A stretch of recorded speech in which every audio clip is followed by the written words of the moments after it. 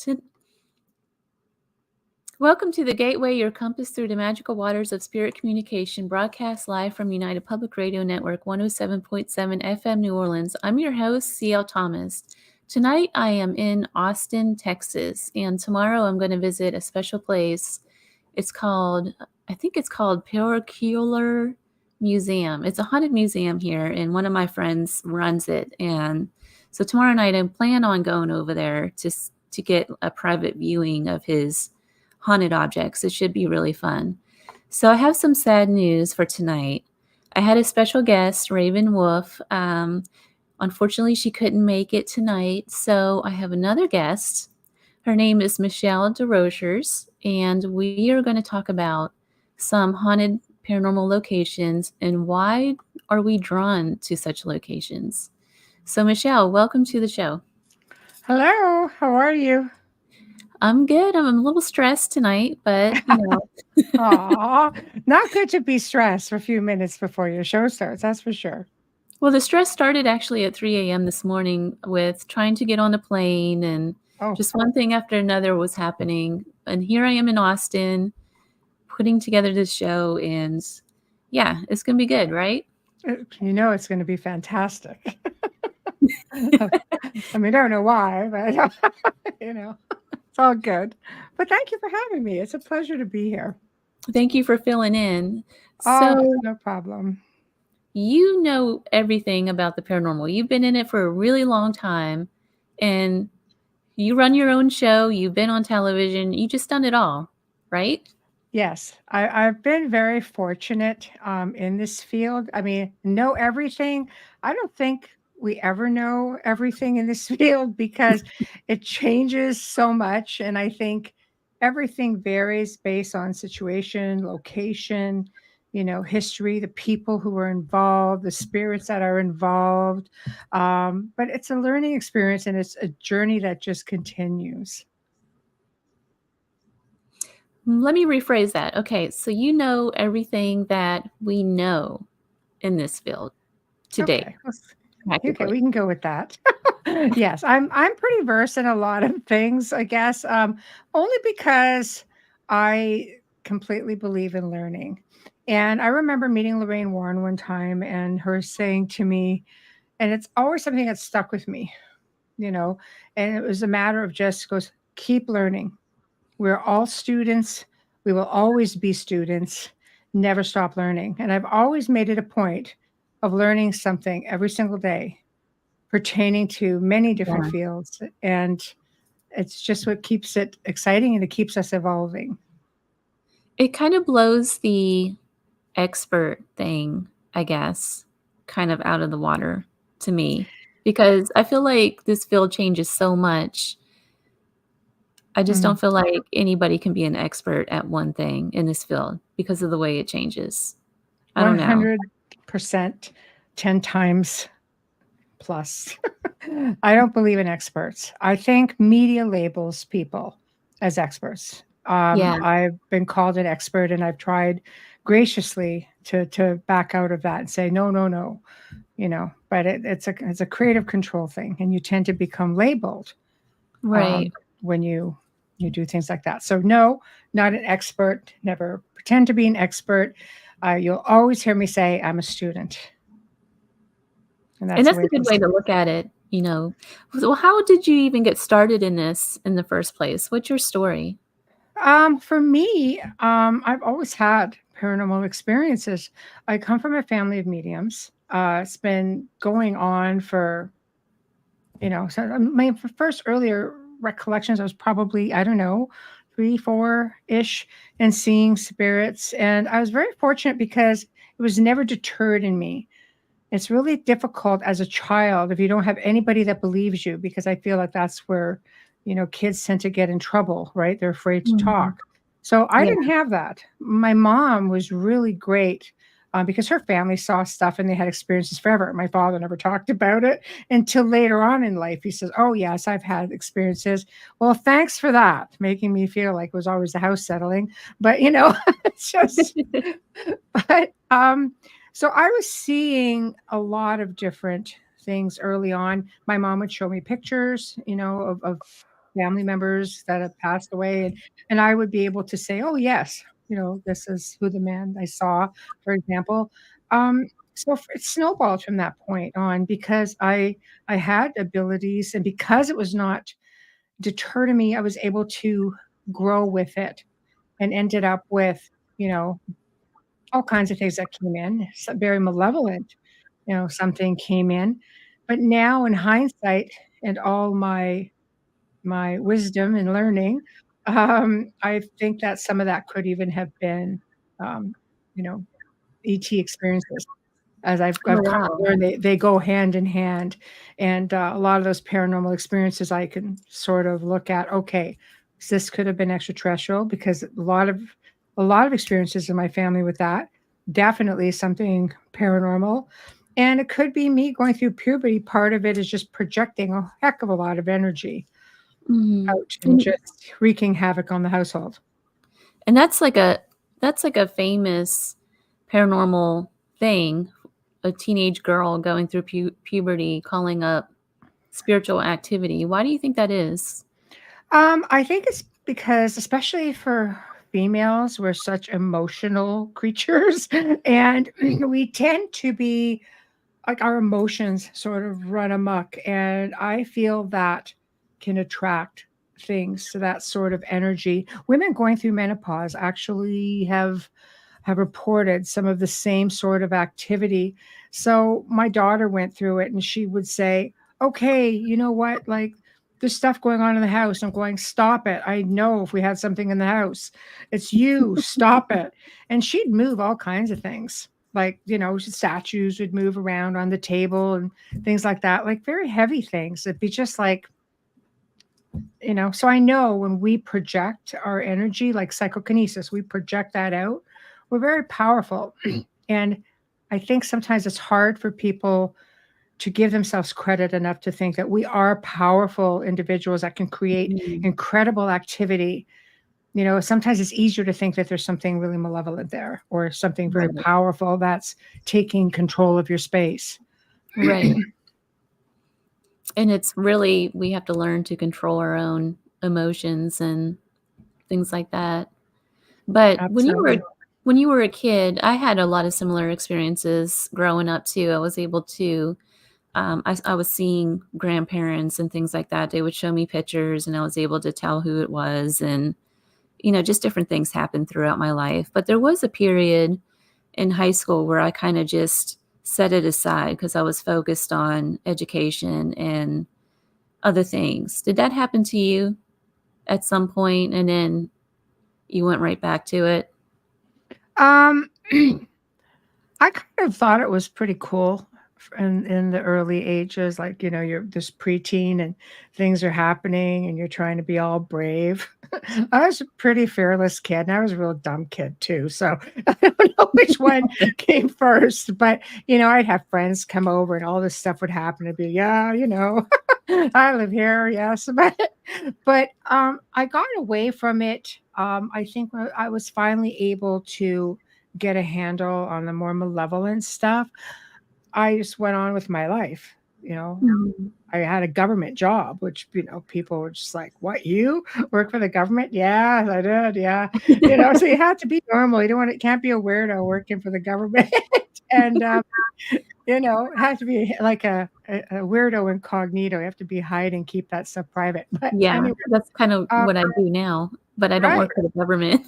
Right. But you still gotta keep the weirdness at bay. Yeah. But but yeah, I did. I went on and I had got married at the time and I did not like the mix of the thought of mixing the paranormal and having kids. And I had children and I didn't like that. So I shut everything down completely and always being aware of what's going on within my space. But I didn't really bank on my kids being like seeing everything and being Oh, so I was just gonna ask gifted you and that. yeah, it was crazy because they would see this little boy jumping off. I had this big antique trunk in one area of the upstairs hallway. There's a big upstairs, and there's like, oh, this little boy keeps jumping off this trunk. And I'm thinking, there's no kid here. I'm counting one, two, three, all mine. Don't know where this kid is. I could not for the life of me tap into this. Like I'm thinking, there's no way we're haunted, But I mean, I don't know. Is it a dimensional thing? It was a house that we built? So, land, yes. We found out at one time it was all property that belonged to a farm that had subdivided everything. So, like, okay, I suppose it's possible something came in and out. But the house proved to be super busy. And I'm sure, the kids being gifted made him aware of things and things were aware of them. I also know that there was extraterrestrial activity there as well because of things that they went on to tell me as adults. Oh, yeah, that happened. You know, I have like my son going, oh, yeah, something tried to pull me through a window one night. Okay, what? And I'm only finding this about this now, and you're what, 30? What the hell's wrong with you? It's like you feel like the worst parent in the world. So that was difficult. I have to So switch on. Bart Sharp has a question. Were ghosts attached to you as a preteen? Bart. Bart is another host on our network, by the way. Hi, Yes. Bart. Bart is in Austin, Texas. CL's there. This Oh, with Bart. hey, I'm your neighbor right now. There you go, Bart. You guys got to connect. Bart You should spends come. time in the south of France and does a lot of tours there as well. And yeah, very, very, very, very nice guy. You should connect while you're there. He'll show Hey, you Bart, some. send me an email tomorrow. Send me an email. I need a haunted tour. Okay, Bart, I'm going to send you CL's email. So, anyway, cool neighbor. Yes, things were definitely attached to me preteen. I think that when you can see children are like little beacons. I've Mhm. from a lot of children I've worked with, they're just little beacons. Like spirits are drawn to their light. But unfortunately, spirits will come to people who they know can see them for assistance. And children don't know how to assist. They don't think, when Yeah, you're little, it's hard to make the spirit understand that no, they're not going to help you. They can't help yeah, you. Right. yeah, that's true. It's Yeah, it's tough. So it's interesting. When you were seeing ETs, how did you make that distinction? it's strange. I didn't start getting memories of the ET stuff until literally a few years ago. But my mother would say to me, "You used to sit there and go outside and stare at the sky all the time." I still do that. I'm funny like that, but I was always drawn to it. And she'd say, "Your grandfather had a telescope, and he would always sit outside, and we'd see UFOs all the time." And my father never said anything about anything. Goes, "Oh yeah, yeah, we'd see UFOs all the time." My grandparents had an island up north, and it was very, very secluded up there, and they would see all kinds of things. I have no doubt that they were contactees for sure. But my mother started telling me about experiences she had. And now that I'm more versed and I know what to look for with ET contact and maybe, abductions sort of thing, I know that's what was happening to me. And right into literally 10 years ago, I remember being in my home at that time, 2, 3 o'clock in the morning, and the whole house would start shaking. And I could hear this droning sound coming over, and it almost sounded muffled. It's very difficult to explain. And even at that point, it still didn't clue in. And then one night I just went, I wonder, because there was no planes flying. Like we didn't have planes flying over the house to start with. So why would a plane be at 3 o'clock in the morning coming over the house and just sitting there? Then we That started is, seeing weird black vans and stuff. Like that's just crazy stuff, honestly. But I was one street away from an area that was called UFO Lookout. I don't know. Things are cluing in now. I should have clued in then. hmm. You know. It sounds very. There's a story in Vegas. There's a family that reported an alien landed in their backyard. It was national news and happened around Christmas or maybe just before Christmas. Hmm. I can't remember I think I exactly heard that. when. Yeah, and so it's a young boy claims, and the kid's a teenager. It's not like a young kid. He's like Right. a teenage. Um, and the whole family believes this too. They're all backing him up on this. And they got a lot of flack in the media about, oh, it's fake, it's this, it's that, whatever. But the police here are actually supporting him, or in Las Vegas, they're supporting the story, and the reports are coming back. The family's staying strong that all of this actually happened. And in those reports, if you read through the stories, they do talk about like a humming sound. See. And we would hear that all the time at the one house. And then our last house, which was an old manor house, and we were up in, we had a tower in this house, everything, and you could just hear it come in. And then all of a sudden, you have something would come over the house, and you look up, and you just can't really see anything but darkness. And you have this sense of, again, that muffled sound with a very low humming. It was weird. It was just crazy. But again, that house had all kinds of, it was a haunted house to start with, and it's been on TV.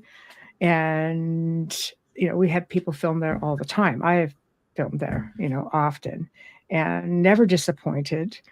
But as far as extraterrestrial stuff, it's been there before. But when I moved in and decided, okay, I'm okay with contact, because I started having these little memories, and then just through working and researching, I became a little bit more comfortable. And all of a sudden, all crazy stuff was happening all the time. All the But time. Wayne Mallow says that he's heard that humming noise as well. Yeah, we live in the same house. Oh, Oh, yeah. No, it was crazy. It's true, because he was having experiences there before I moved there. And he said it was crazy. See, it passed right over me in the dark, travel from north to south, but couldn't see anything. So he could see, it was like see-through, but just sort of this pulsating. There you like a go. translucent film Yes. or something. Yes. And we saw a being like that one time when we came back from filming, and we were driving along the river, and then all of a sudden, something like the size of a deer ended up going over the roadway. It was taller than the stop sign. And they're what, 8 feet off the ground? Those like 10 feet, they're high. And it was an iridescent. It was just like this shimmering paper bag or a plastic bag. So we stopped, we went back, and we couldn't see anything. And where we were along the river, it's a 450-foot drop. So the deer would have nowhere to run to pick up speed. It was dark, 8 o'clock at night in the wintertime. So could it have been an owl? Well, unless owls start shimmering, it's Yeah, not they're going not translucent though. to, they're not translucent at all. So, and we're just kind of sitting there. Nobody wants to be that guy, so you're just sitting there quiet, and he goes, okay, did you see that? Thank God. And I had to talk about it, but I was not going to be the one to say it first. So, yes, it was crazy. And from that point on, things are happening all the time in the house. Come to think of it, have you ever heard of Lee Hample? He's the guy who owns a farm, I think it's in Wisconsin, and he's always talking about there's deer mutilations and things like that. I'm actually interviewing him for another show. Excellent. But he says that there's an 8-foot translucent being that he sees. Like he'll see right through it, and there's like orange pulsating lights on the property. And that's very similar to what's happened with Skinwalker Ranch in Utah. Very similar. Yes.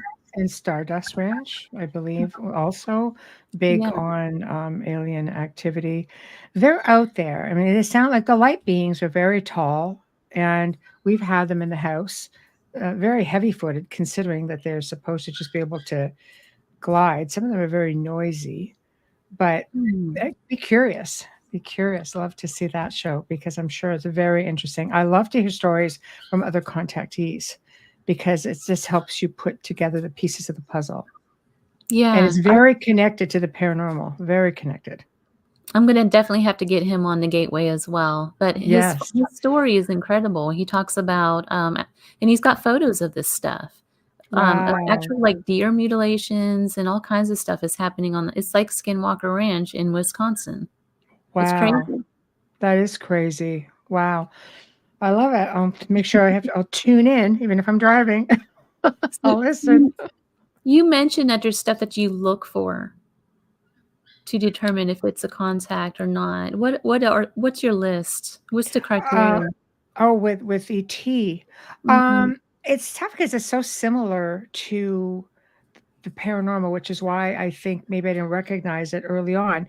People will affiliate sulfur smells with malevolent entities, for example. It's the same thing with extraterrestrials. Sleep paralysis. In the paranormal, we call it the hag syndrome, the pushing on the chest. That also happens in the uh, contact. It's a big sign. People get that sense of being watched all the time, buzzing sounds, the static electricity, popping sounds. There's just stuff that can be attributed to either one.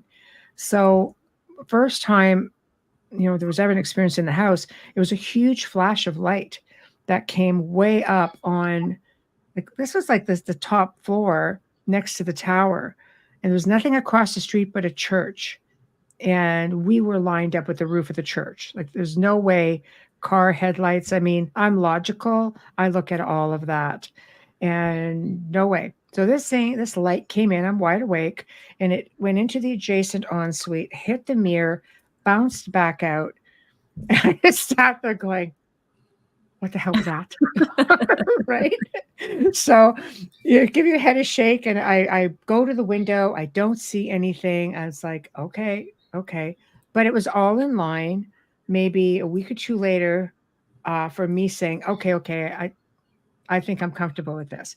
Because I've had nights where there were things like I felt hands on my head, and then I always joke and say, you just wake up more brilliant. But it felt like a download because I just found myself being drawn to certain research. But it does sound more fun to say I just woke up more brilliant. But Or I maybe do. your head can be like a ball of some sort, like a crystal ball, Oh like yeah, people doing. I think they try to take information as much as give it. I'm just sort of like, oh yeah, a scalp massage would have been good. But anyway, I took the info, and it's funny because Amelia, being a remote viewer, she goes, "Oh, I see this happening from this wall." I'm like, "Yeah, where my head goes at night, that's what that wall is."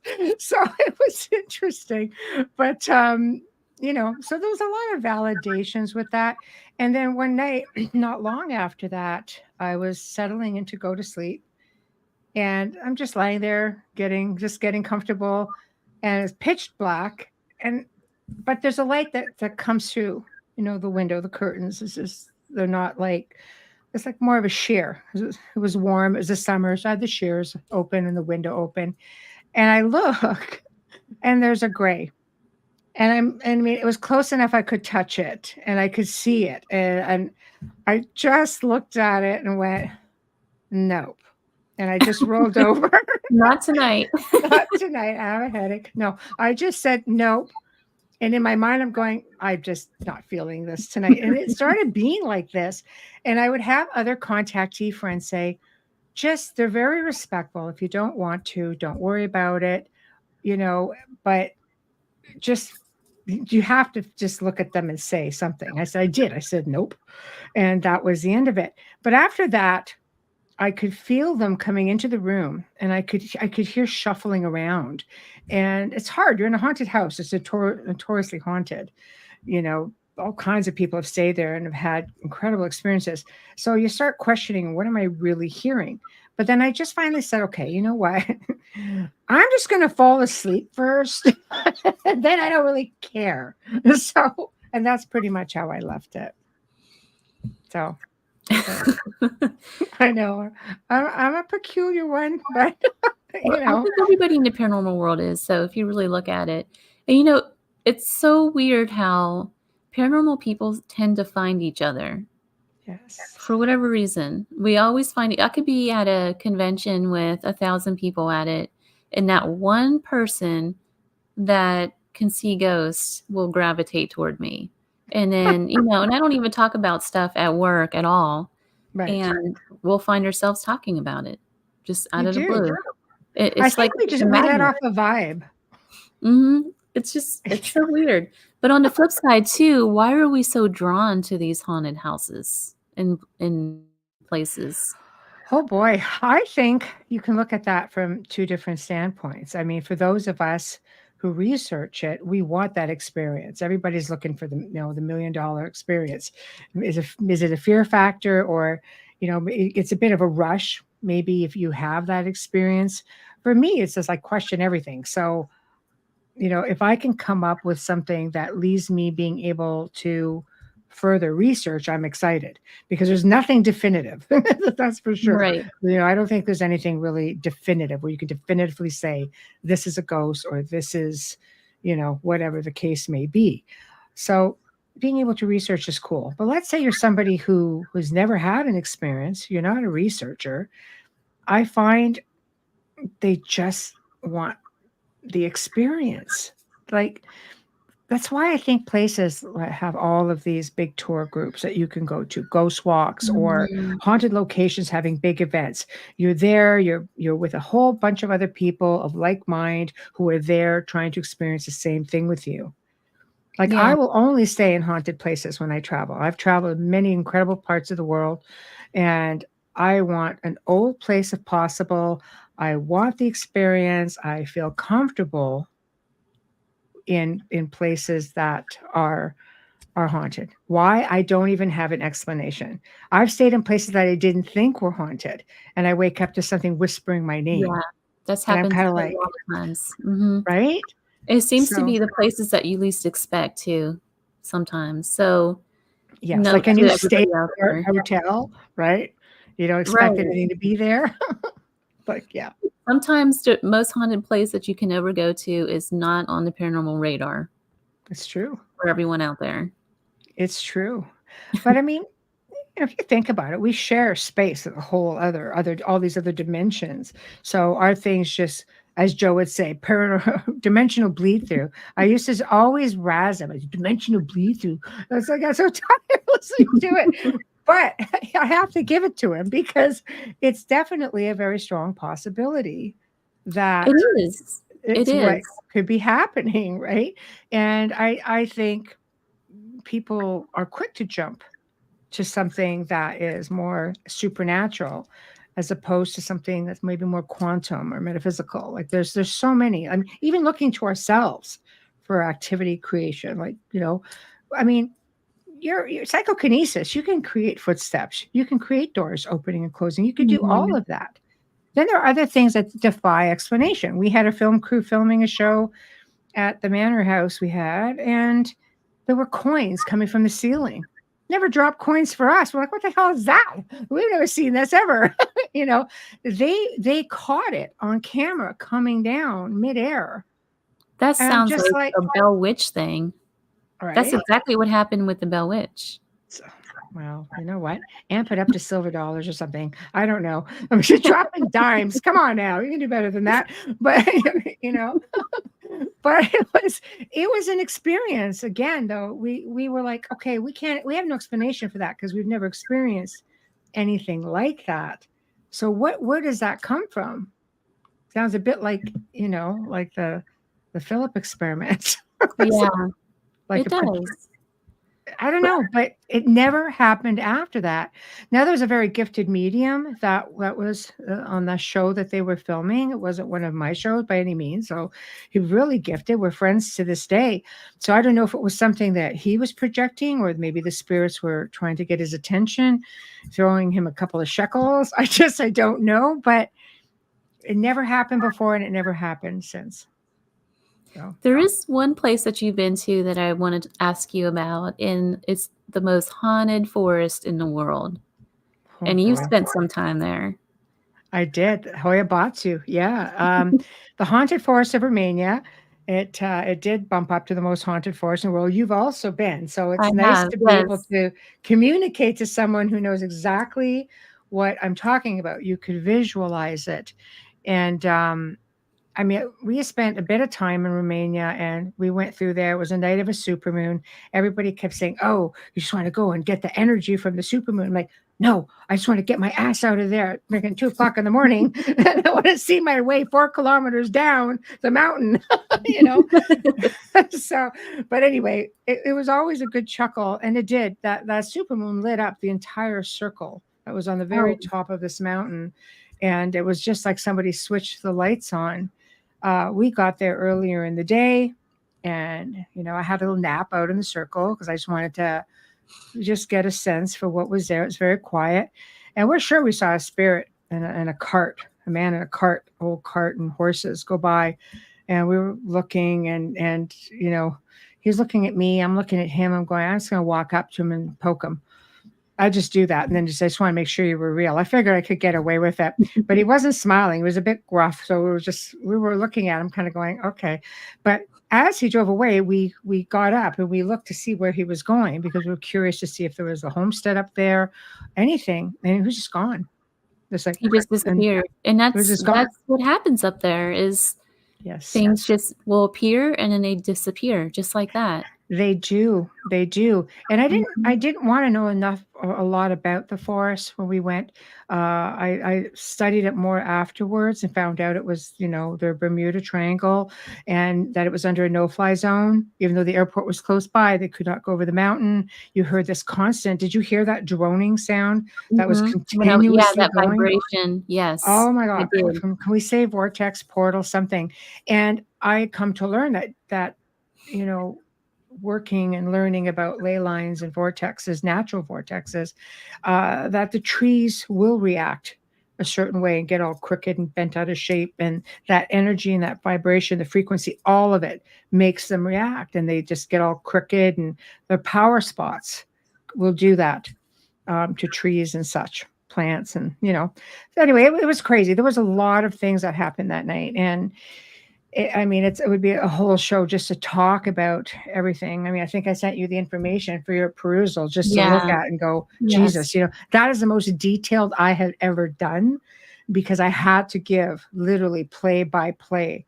Like I almost had to put it in script form, and a lot came back that when I was doing that, but it had a long reach. And the gist of it was, you know, all kinds of things happened in that forest that night. And it started very early on during the day. I had, my friends are also my teammates.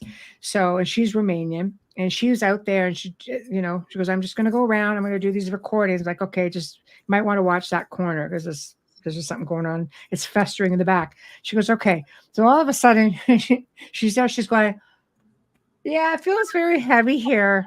And Melissa and I are going, I bet it does. This tree is behind her. And I mean, it's about this big around. We're not a big guy, but it would take a lot of force to bend it. And you could hear it cracking a little bit. And it's bending slowly. And we're like, stop. And she was with this friend of hers at the time who was super skeptical. And all of a sudden, this tree snapped back up, and you could hear it whipping up with the leaves in it. And she's just like, oh, anyway, it was just things like this. It was obvious things, but we didn't bring a lot of equipment coming the other side of the world. It was not our intention Yeah. to be full on over there, but you know, one of the girls had like an iPhone 14 and at the time, or an iPhone 4 at the time, and everything died except that stupid phone. And we had a little hack shack just doing, like what ghost boxing was happening. And it goes Vlad the Torturer. It's going all kinds of things. We know he's traveled through the area. Right. All kinds of stuff started coming up. Then we started hearing ballroom music and stuff. We're kind of like, okay, you're on the top of a mountain. We have no other reception at all. Like there's nothing coming through this thing at all, except for this moment of communication. All of a sudden, this big growl comes through. And I think Adriana might have got salty with it. So then it's something growled again. And then the skeptical guy, it's good when it's the skeptical guy who turns around and says, I don't think that's supposed to happen. So we turned around. Now, whether this actually happened or we were just given the illusion that it was happening, something was happening. And it looked as though something very large was walking over the tree line, or a big wave of energy was coming over the tree line, because the trees were starting to bend down. And it was only in the one area. There was no wind. It was a hot July, middle of July night, dead calm. And then the box says, "Go now, run." So I'm like, well, okay. I mean, I'm not going to run because I don't really do that. But you realize you're out of your element, and you don't know what's coming down over that tree line. And I gracefully made my exit. We left, and something was on our heels the entire time. You can hear something walking and on the crushed leaves beside us, and you could just hear it. And when we got to this new state of the art hotel, everything continued, and it ended up, the girls ended up with a lot of problems, like once, like up to 2 months when they were home. I was I, fine. when I I was was there, I was there with a group of 10 people, and it was just a few days before Thanksgiving. So it was really cold. We went up there in the middle of the night, and we stayed until I think it was 2, 3 in the morning. Yeah. And the fog was so thick in front of you. It was not a clear night. There was no moon. That fog, though, was so thick. I swear there was apparitions that, like faces. We kept seeing faces just Oh, appear and wow. then be gone. It was Wow. crazy. Did you have a lot of cool experiences though? Like, did you? One of the things that happened, and the vibration, yeah, because typically when I sense any kind of spirits or anything, I get a ringing in my ear. This was different. It was like a vibration in both ears, and it was giving me the worst headache the whole time. Wow. It making me Wow. just really disoriented. Um, One of the things that happened, we did catch growling. The equipment did die. All of the equipment, even the flashlights. It could have been ectoplasm, Catherine. Um, it very well could have been. But yeah, at that place, I can't even like talk about it to this day. It's just Really? one of those things that it just Ah. grabbed me. I tried to take a rock from it. The rock disappeared. It's just gone. I had it in my pocket when I got back to that Oh, studio I'll I was send you one. talking about.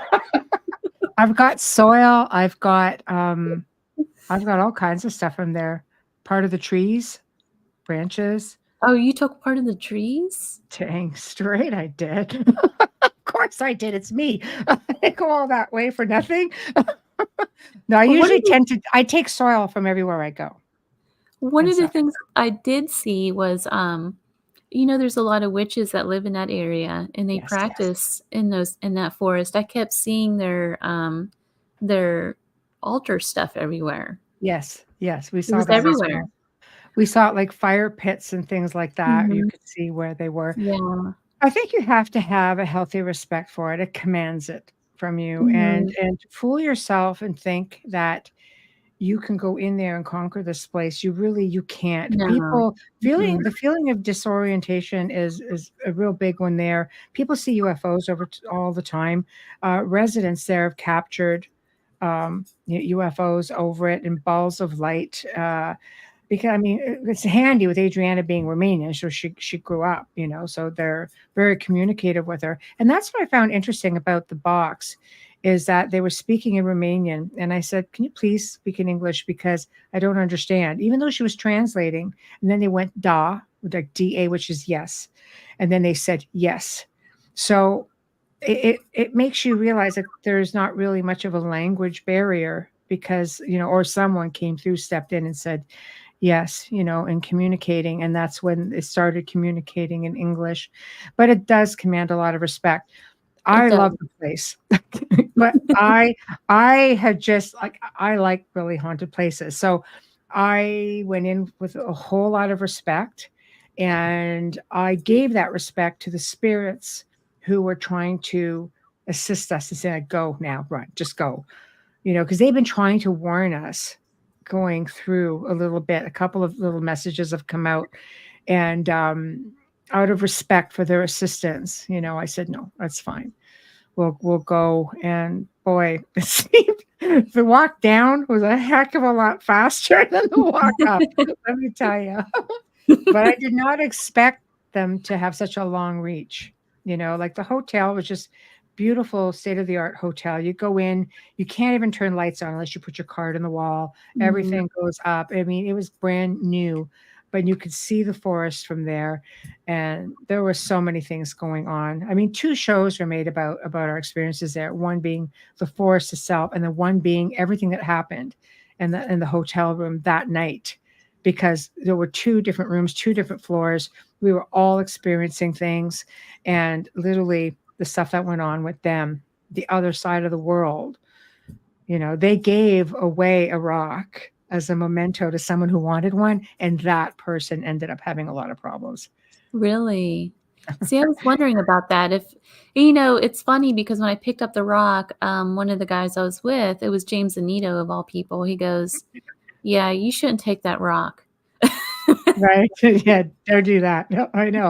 Don't do Oh, that. Adriana got salty, with this thing. I was like, oh, oh, I don't think you should have done that at all. And yeah, but no, some things, I mean, I've got all kinds of it. I've got all kinds of, like, I bring back stuff from everywhere, and I've got quite a bit from there. And I've never had any issues at all. I have a piece of the floor from Corvin Castle, and Me it's too. very active. Me too. I thought it was a rock, and we were there for a night investigation. Yep. I found a rock out in how they have that courtyard in the middle Yes. there. Yes. Um, and it was like I heard a spirit in my ear. I looked down, there it was. I picked it up, put it in my pocket, It's a and gift. thought, "Oh yeah." Right. When I got home, I realized it's actually a square piece of marble. It's Wow. perfectly square. It's a little bit broken on the bottom, Hmm. but I have had this thing in a circle of salt, and that salt has moved around it, like spiraled around it. I have it on video. It's such an active piece. But that's another place, was Corvin Castle. That Yep. place is very active. It is very active, and I think part of that is due to the people that were doing ceremonies down in the crypt area. They were conjuring things up, and for whatever reasons, somebody way in the Wayback Machine, who was working there as caretaker, allowed these people to come in and perform these ceremonies. I don't think that helped. Let's put it that way. The thing already had its fair share of hauntings to start with. I think that just made it a bit on the more malevolent side. Foxy Joe says, "Where is Corbin Castle?" I'm going to let you answer that.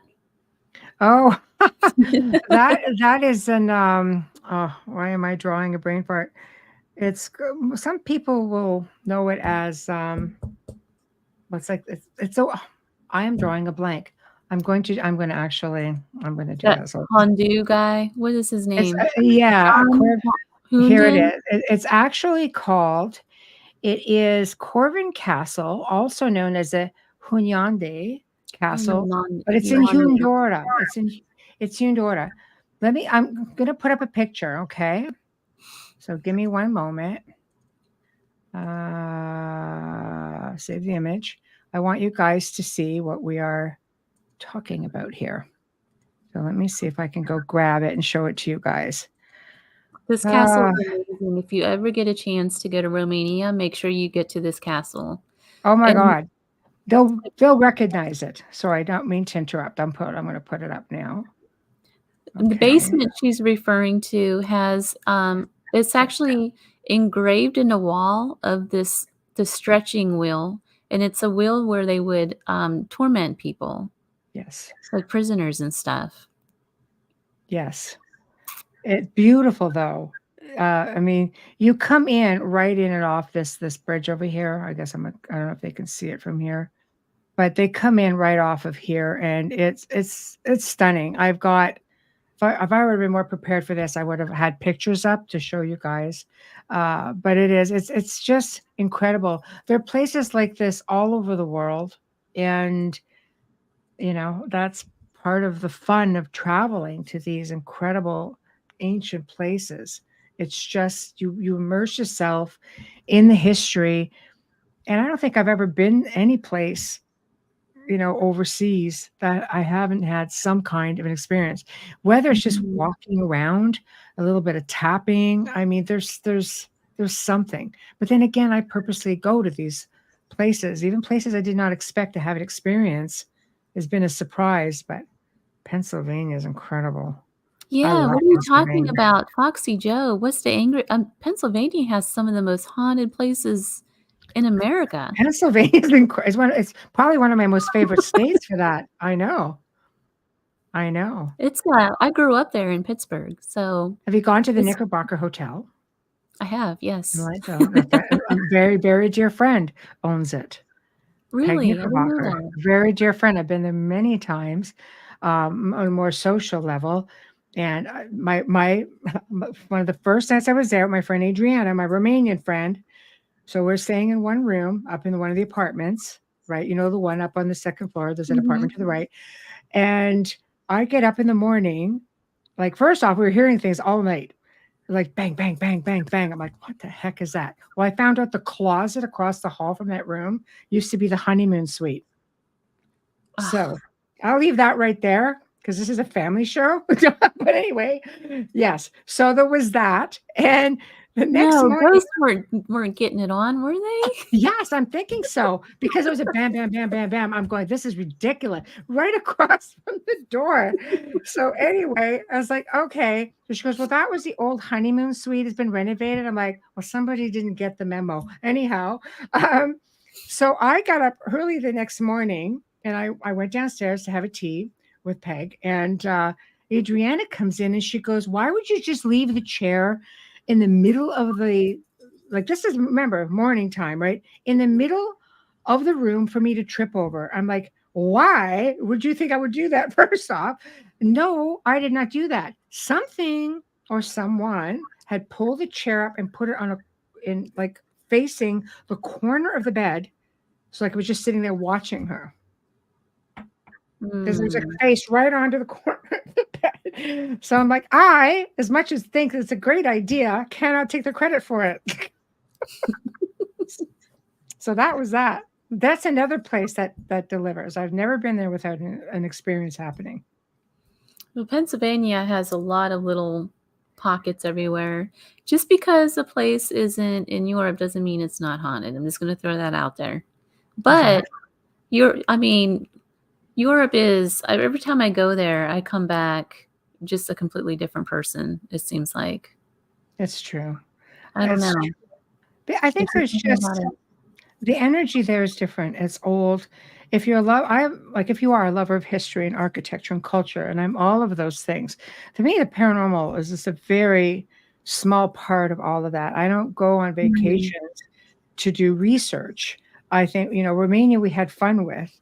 Um, Many of the parts of the world I travel to, it's because I'm drawn to those places in the first place.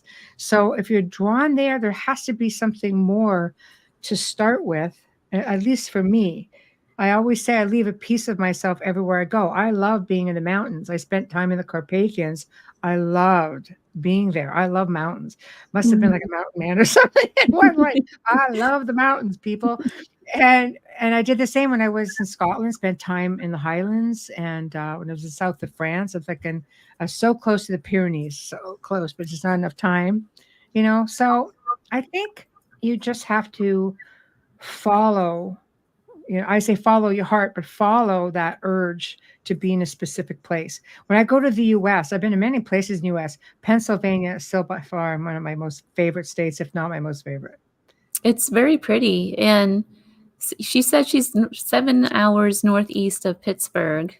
That's over, I think, Philly side, more north I've been of. to Philly. Yeah, I've not been to Pittsburgh, but yeah, I think it's way down there. So Pittsburgh and Philly, they're totally opposite of each other. They're like 2 different countries kind of battling out for the state. It's kind of Right, ridiculous. They even right, have their own football teams, but right. both of them are equally they both have just a unique history in They do. hauntings. It's all over the place there. You can't get away from it. It's everywhere. It's in the farms. It's in Mhm. most of the universities. I went to Do you think school at it's Indiana University. do you think it's because it was one of the first states to really settle? Absolutely, absolutely. There's a lot of revolutionary stuff that's left over there. Right. So Right. yeah, I love it. I came back with 2 headstones from, Pennsylvania. I bought no them from an way. antique store. I didn't go pilfering, I promise. No, I was at an antique store, and he bought them at an auction. So you know how back in the day, I mean, no matter Canada, US, it didn't really matter. But usually, you were born on the land, you were buried on the land sustained you. It was all about the land. Families, you lived, you were born, you lived, you died, you were buried on Mhm. the land. And then I guess what happened was they must have subdivided the farm from what he was told, or the area. A lot of cemeteries get relocated and not always properly. So Right, I had people doing research on the headstones, and one they're trying to locate even now, and this has been a few years now. So long gone, and no, you can't necessarily see everything. But one was a soldier from Gettysburg, but the headstone was just a representation, something to give the family, because the young man apparently it was like it was just like they just blew up the area that they were in. And there's a part of a big monument there for their division, but there was nothing to retrieve. So the family got this and it got left behind. And you just feel like you have to take care of certain things, like, because you just don't know what's going to happen to it. It's almost a really nice condition. Like, I don't even know how long that they had it in the ground, if at all. So we're trying to, again, I have friends in Pennsylvania trying to find the families of these people, and so far it's not had any luck. wow. But they're stored, they're safe, because you don't want to see something that's a historical thing for me, whether it was used for an actual burial or not. Like, they wanted the family to have something for, to commemorate, like, their loved one, right? Right.